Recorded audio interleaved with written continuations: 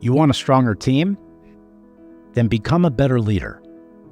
This isn't just advice. It's like a law in leadership. You need to first perfect your character. By doing this, you'll find yourself without any competition. Why? Because leaders are so obsessed and fixated on money and chasing honor and prestige, and they're missing the point. Because in order to be distinct, you need to look in the mirror. You need to look inwards before you look outwards. The best leaders, they sharpen their soft skills, their emotional intelligence, and they take an accounting to how they react to bad news.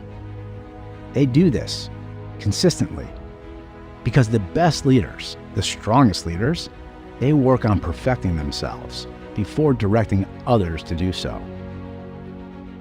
Time waits for nobody. And with every second that passes, you miss your opportunity to improve. You're stagnating.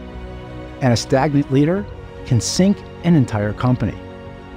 The time to act and to improve is now, not when the storm hits.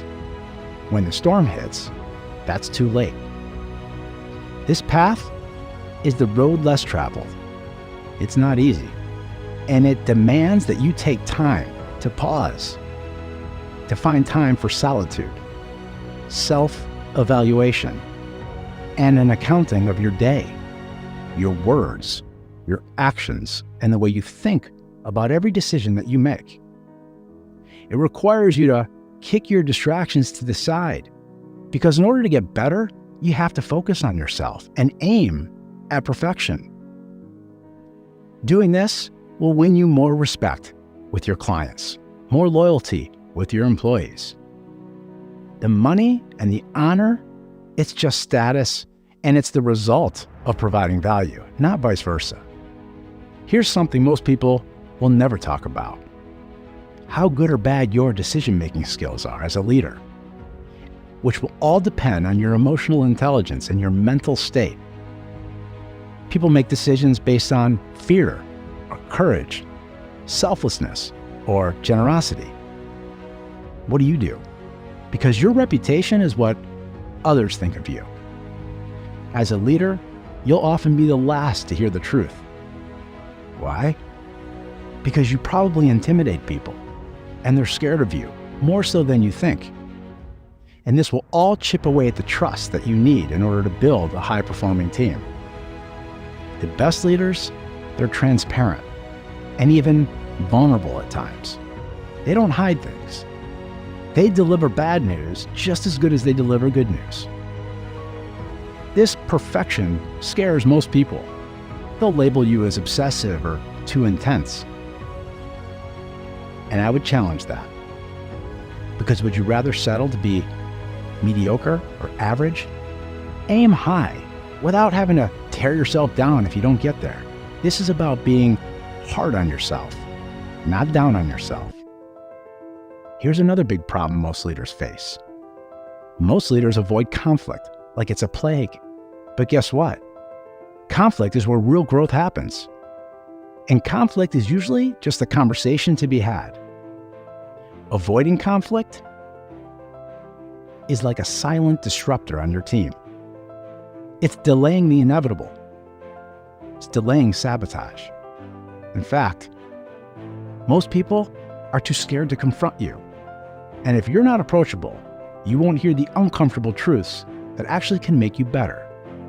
And this is vital for every leader. Your resilience and your reaction says everything about you as a leader. Everyone else around you favors the quick fix. But being resilient is about focusing on the long-term game that you're playing as a leader. And it's about being patient and calm and seeing setbacks that are inevitable as your stepping stones to where you're going. And your character is your backbone. In order to be emotionally and mentally strong, you have to be more than just strategically smart. You have to build the ability to adapt and pivot. It's a non-negotiable as a leader because static leaders go nowhere. And in our world of relentless and never-ending change, your ability to adapt will distinguish you, because the old tactics, they don't suffice. It's about becoming a lifelong learner. It's about unlearning what you've learned so that you can relearn. Because no one focuses on themselves anymore. They're so busy looking and pointing out things in other people. And this is where you can really stand out, because your ethics and your ability to work on your character traits, they will define you, and they define you as a leader. This will improve how people see your integrity, which will set you apart, and there are no shortcuts. People want trustworthiness, and they want humility, so don't neglect it. Because the fact is, you don't know everything. And you have something to learn from everyone and from everything. The hard truth? You don't want to hear it. But you're replaceable. And one day, you will be. So get busy working on your skills, specifically your soft skills. And don't neglect that the way you communicate has a huge impact on the results that you're getting from your team. Listen more than you speak, and seek to understand before trying to be understood. If you truly want to inspire, then you have to become a person of character. And your leadership is not a solo act. It's about the collective. And your ability to influence and guide others depends on your ability to model the way and show them what it looks like. You don't have to have all the answers. And the truth is, you don't. So acting like you do only hurts you. And your goal is to foster a culture of continuous improvement, and you need to show your team what that looks like.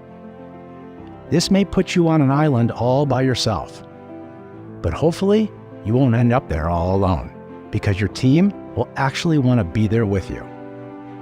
At the core of your performance, and at the core of your team's performance, is trust. So work on yourself and build that resilience, and focus on your ability to pivot and adapt. Keep an aim on your character traits and authentically communicate and articulate what you want when you want it, and not worry about what other people are thinking. The good stuff, the bad stuff, and everything in between, and then you will inspire. Do these things and you won't just evolve as a leader. You'll lift up everyone around you, and that's the true mark of a leader. And that's a win-win for everyone.